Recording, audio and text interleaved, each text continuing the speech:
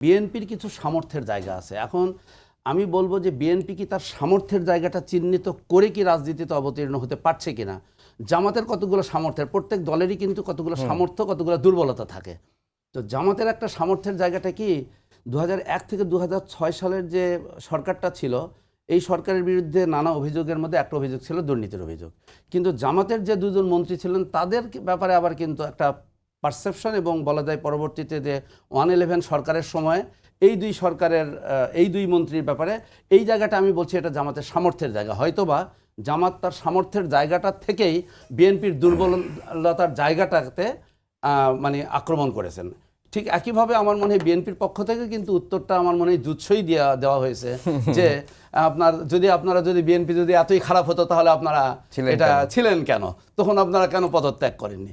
সেটার ক্ষেত্রে আবার কিন্তু এটা হচ্ছে কি কথার পাল্টা বলছেন যে আমরা দুটা মন্ত্রণালয়কে তো আমরা দেখিয়েছি যে আমরা